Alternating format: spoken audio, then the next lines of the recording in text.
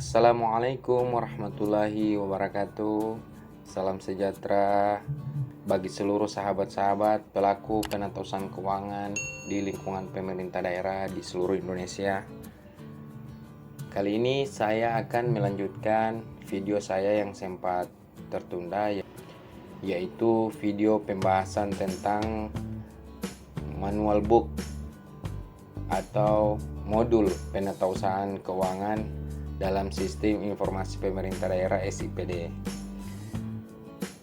Dalam video-video sebelumnya saya sudah membuat 2 video terkait dengan modul penatausahaan keuangan ini, baik dari siklus pembuatan SPD sampai dengan siklus pembuatan LS gaji. Namun sebelum melanjutkan pembahasan ini, tak lupa juga saya mengingatkan ke teman-teman, karena tiap hari ini pandemi COVID-19 ini makin bertambah jumlah yang tertularnya. Jadi saya tetap mengingatkan ke teman-teman untuk tetap 3M ya, memakai masker, mencuci tangan, dan menjaga jarak. Jadi insya Allah di tahun 2021 nanti, dengan semangat era baru penatasan keuangan daerah, semoga pandemi COVID-19 ini bakal segera berakhir dan kita dapat melanjutkan kehidupan kita seperti kehidupan yang sebelumnya.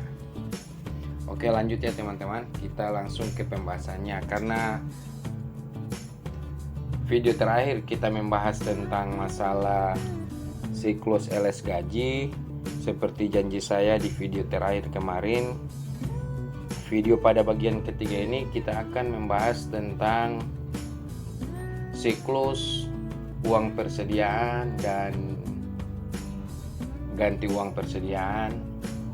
Ingat ya teman-teman, di tiap video saya ini saya bukan mengajarkan ke teman-teman gimana kita cara melakukan entry data ke SIPD penatausahaan. Saya lebih mengarahkan pembahasan ini ke pemahaman tentang siklus-siklus penatausahaan keuangan yang ada di SIPD ini. Jadi bukan untuk membahas tentang bagaimana caranya kita mengentry data. Seperti janji dari Dirjen Keuangan Daerah bahwa untuk entry datanya teman-teman di Keuda sudah siap jika harus melakukan pertemuan secara online maupun secara offline terkait dengan pembahasan teknis entry data di SIPD penatausahaan. Oke teman-teman ya, kita langsung ke pembahasan siklus uang persediaan. Di dalam aplikasi penatausahaan ini terdapat 2 metode kita bisa pilih di dalam pembuatan SPPUP.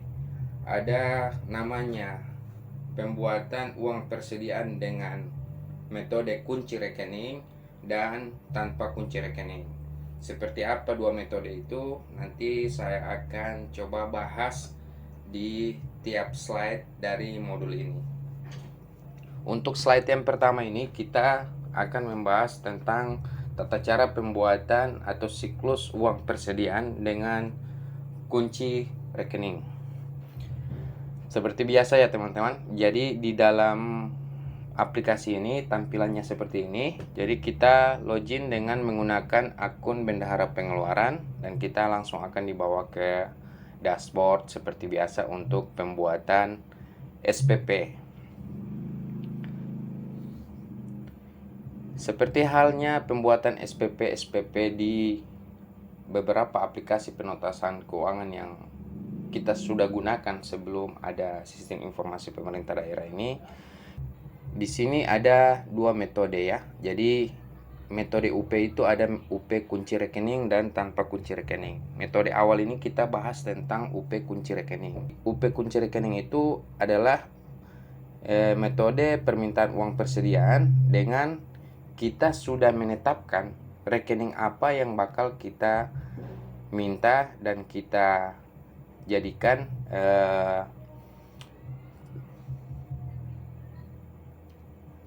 UP kunci rekening itu adalah metode permintaan uang persediaan yang mengharuskan kita memilih rekening apa yang bakal kita minta di dalam SPP UP kunci rekening ini. Saya contohkan ya di sini teman-teman. Di sini setelah kita membuat nomor SPP-nya tadi, kita diarahkan ke kebutuhan rekening apa yang kita minta yang bakal kita ajukan di dalam SPP UP ini. Jadi kita bakal memilih rekening apa di kegiatan mana. Ini ya teman-teman. Jadi kita diarahkan kepada pemilihan rekening yang bakal kita ajukan di dalam SPP ini. Jadi UP kunci rekening ini nantinya saat kita menggunakan uang persediaan ini, kita tidak bisa untuk melakukan pembelanjaan yang bersumber dari rekening yang bukan termasuk dalam pengajuan SPP UP kunci rekening ini. Contoh di sini kita mengajukan uang persediaan dengan beberapa sumber rekening, yaitu belanja perjalanan dinas paket meeting, perjalanan dinas paket meeting dalam kota, belanja perjalanan dinas biasa, honorarium narasumber, dan belanja makan minum rapat. Jadi saat kita melakukan belanja daerah menggunakan uang persediaan kunci rekening ini, kita tidak bisa menggunakan uang persediaan ini di luar dari rekening yang kita ajukan ini. Ini adalah metode uang persediaan kunci rekening. Jadi seperti ini ya teman-teman. Jadi siklusnya verifikasi dan pengajuan SPM serta SP2D-nya nanti itu sama halnya dengan siklusnya SPP LS gaji. Di sini saya ingatkan kembali ya teman-teman, kita saat mau menggunakan aplikasi SIPD ini, kita harus sudah siap dengan dokumen-dokumen pendukung penggunaan aplikasi ini. Jadi kita diharapkan harus menyiapkan pertama surat keputusan kepala daerah terkait tentang pelaku-pelaku penatasan keuangan di daerah teman-teman, baik dia dari pengguna anggaran, dari PPKD, dari KPA, PPTK, bendahara pengeluaran. Itu harus disiapkan terlebih dahulu sebelum kita menggunakan aplikasi penutasan ini. Jadi jangan sampai dengan detik sekarang, sampai dengan hari ini, aplikasi penutasan ini belum diaktifkan di situsnya SIPD. Jadi diharapkan ke semua teman-teman Pemda, sampai saat aplikasi ini sudah diaktifkan dan dapat digunakan, kita sudah menyiapkan semua dokumen-dokumen penting atau dokumen-dokumen pendukung di dalam menjalankan aplikasi penutasan ini. Jangan sampai aplikasi ini sudah siap tapi kitanya yang belum siap. Oke teman-teman, lanjut ya. Di sini ada pembuatan SPP, SPM. Nah, di sini jika UP kunci rekening yang kita minta itu sudah kita tahu bakal kita belanjakan untuk apa, jadi kita harus menambahkan potongan-potongan dari nilai belanja yang kita minta tadi. Jadi UP kunci rekening itu uang persediaan yang kita buat, kita sudah tahu mau kita belanjakan untuk apa. Seperti itu ya teman-teman. Jadi jika SPM sudah berhasil diverifikasi dan disimpan, maka diotorisasi oleh pengguna anggaran atau KPA, lalu diajukan ke kuasa BUD untuk diverifikasi dan dibuatkan SP2D. Ya, seperti penjelasan di dalam PP12 ini ya, teman-teman. Jadi pembuatan SPP UP ini hanya menjadi kewenangan dari bendahara pengeluaran, bukan bendahara pengeluaran pembantu. Jadi wewenang dari bendahara pengeluaran pembantu hanya pembuatan SPPTU dan SPPLS yang kegiatannya oleh PA dilimpahkan kewenangannya ke KPA. Jadi kalau untuk pembuatan SPPUP harus menggunakan user bendahara pengeluaran.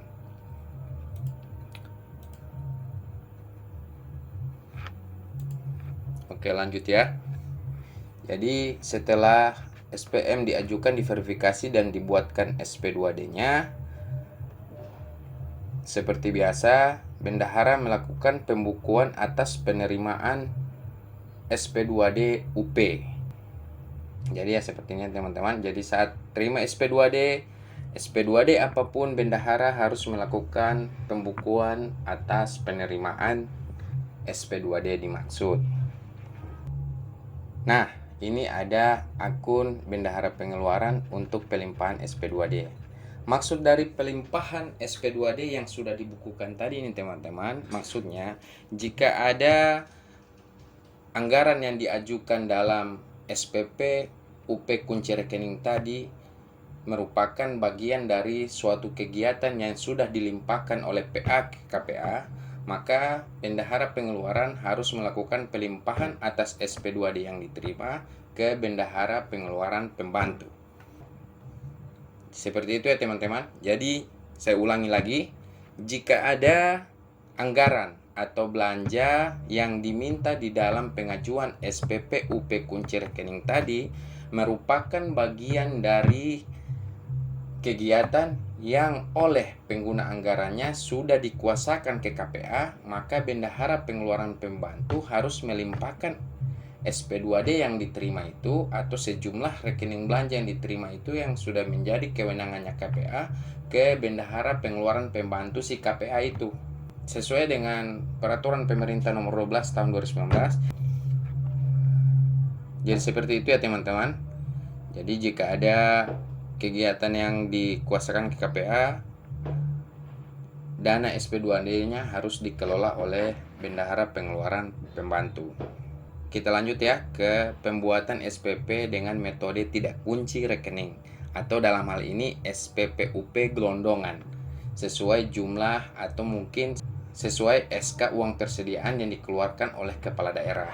Jadi ini merupakan SPPUP tidak kunci rekening. Untuk pembahasan pembuatan LPJ dan SPJUP nanti saya akan jelaskan sekalian dengan pembuatan LPJ uang persediaan kunci rekening dan uang persediaan tanpa kunci rekening. Nah, kita lanjut ya ke pembuatan SPPUP dengan tidak kunci rekening. SPPUP tidak kunci rekening ini adalah SPPUP yang biasanya kita lakukan di tahun-tahun sebelumnya, yaitu secara gelondongan tanpa harus memilih rekening apa yang kita akan ajukan di dalam SPPUP. Jadi ini ya SPPUP tidak kunci rekening. Untuk proses pembuatan SPPUP tidak kunci rekening ini metodenya hampir sama dengan SPPUP kunci rekening. Cuma bedanya di sini SPPUP tanpa kunci rekening kita tidak harus memilih rekening apa yang bakal kita ajukan di dalam SPP. Jadi di sini bisa langsung kita isi nilai SPP. Tapi dengan satu syarat, tidak boleh melebihi dari SPD yang sudah dibuat oleh kuasa BUD. Setelah SPP dibuat, seperti biasa siklusnya kita harus melewati verifikasi di tingkat PPK SKPD dan PPK SKPD membuat SPM-nya untuk diajukan ke kuasa BUD dalam rangka pembuatan SP2D. Setelah SP2D-nya terverifikasi dan sudah cair, sudah masuk ke rekening bendahara pengeluaran, jadi SP2D harus dibukukan dulu oleh bendahara pengeluaran. Jika bendahara pengeluaran ini sudah membuat buku penerimaan atas SP2D ini, maka bendahara pengeluaran juga bisa langsung melimpahkan dana yang diterima ini untuk dikelola oleh bendahara pengeluaran pembantu. Tapi dengan satu syarat, bendahara pengeluaran pembantu hanya bisa mengelola dana kegiatan yang oleh PA kegiatan itu sudah dilimpahkan ke KPA sesuai amanat dari PP 12 ya teman-teman. Ada di sini dikonsiderannya bendahara pengeluaran pembantu dalam hal PA melimpahkan kewenangannya ke KPA sebagaimana dimaksud dalam pasal 11. Pasal 11 itu teman-teman membahas tentang syarat-syarat kenapa harus ada KPA. Jadi PPKD harus menetapkan bendahara pengeluaran pembantu. Di sini ada wewenang dari bendahara pengeluaran pembantu, yaitu menerima dan menyimpan pelimpahan UP. Sekali lagi saya ingatkan, jadi jika ada sebuah kegiatan yang kewenangannya dilimpahkan ke KPA dari PA, maka dana yang ada di kegiatan itu harus dikelola oleh bendahara pengeluaran pembantu. Di konsideran yang mengatur tentang kewenangan bendahara pengeluaran pembantu bisa menyimpan uang persediaan. Maka dengan sendirinya bendahara pengeluaran pembantu harus dibuatkan rekening kas bank bendahara. Jadi seperti itu ya teman-teman. Jadi ini bukan kata saya tapi kata PP12. Dan itu sudah diimplementasikan di dalam aplikasi penatausahaan ini.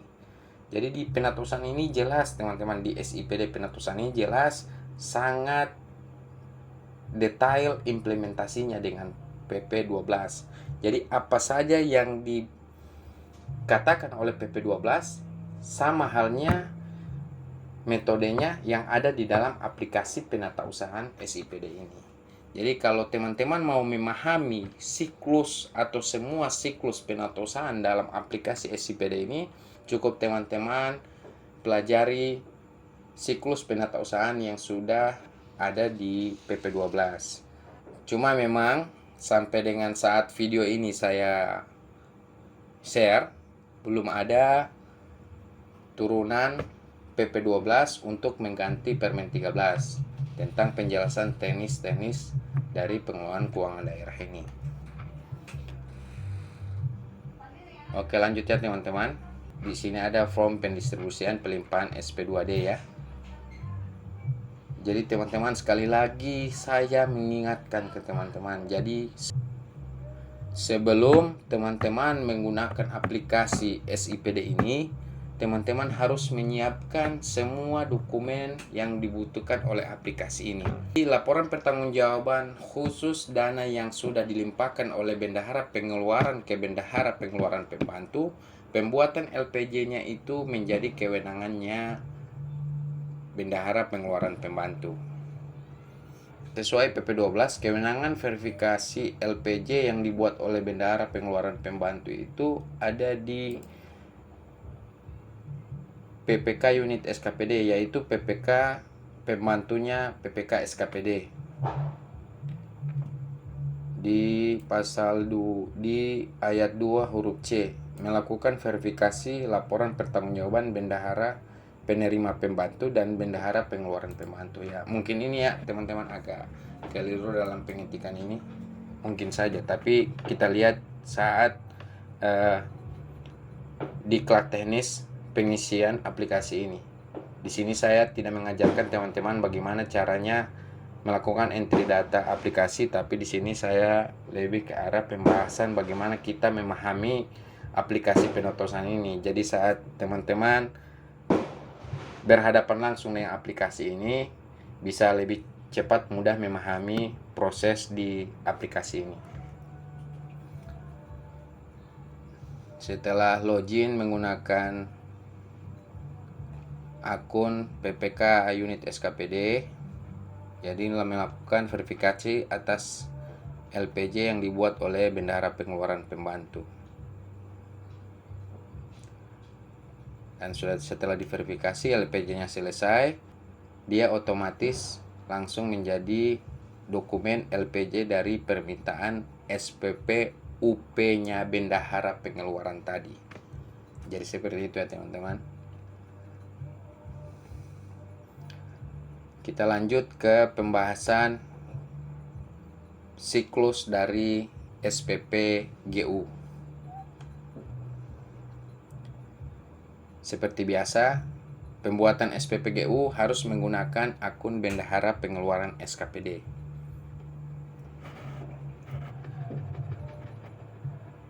Untuk GU seperti biasa teman-teman ya, kita tetap merujuk ke LPJ yang sudah dikeluarkan tadi, yaitu LPJ UP. Jadi kita membuat SPPGU berdasarkan SPPGU untuk mengganti uang persediaan yang sudah dikeluarkan tadi dan uang persediaan yang sudah dikeluarkan dan dipertanggungjawabkan tadi lewat laporan pertanggungjawaban. Seperti biasa kita mengisi nomor surat penyediaan dana, nomor LPJ, nomor pengesahan LPJ.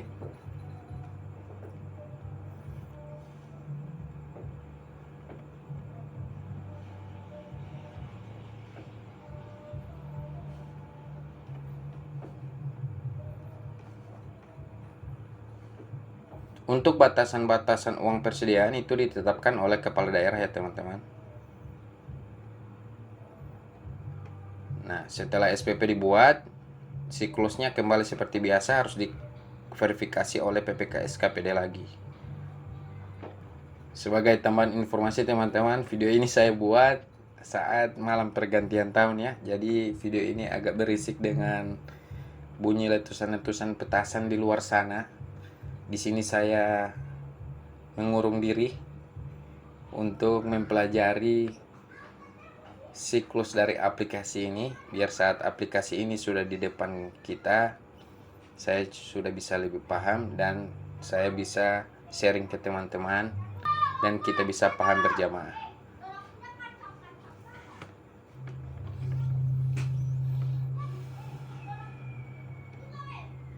Nah, seperti biasa siklusnya teman-teman ya, sampai SP2D-nya. Tidak banyak yang saya bisa jelaskan, ini sudah masuk teknis entry-nya. Ini tidak banyak yang bisa saya jelaskan, ini sudah masuk ke teknis entry datanya. Dan saya rasa jika teman-teman sudah lama menggunakan berbagai macam aplikasi penatausahaan keuangan, saya rasa teman-teman cepat memahami ini. Kuncinya, syaratnya hanya satu teman-teman, yaitu kita menguasai aturan yang membadani aplikasi ini, yaitu PP12. Seperti halnya uang persediaan tadi teman-teman. Jadi jika teman-teman Bendahara Pengeluaran SKPD menerima SP2DGU itu harus dibukukan, dan jika mau dilimpahkan ke Bendahara Pengeluaran Pembantu harus dibuat pelimpahan dulu teman-teman.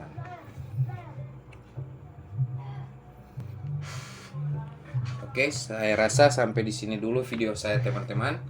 Nanti kita akan lanjut ke pembahasan yang lain terkait dengan isu-isu strategis atau isu-isu yang terbaru terkait dengan aplikasi penatausahaan ini. Semoga video ini bermanfaat, dan jika bermanfaat, tolong video ini di-share ke teman-teman yang lain biar kita bisa memahami siklus dari aplikasi penatausahaan di sistem informasi pemerintah daerah ini.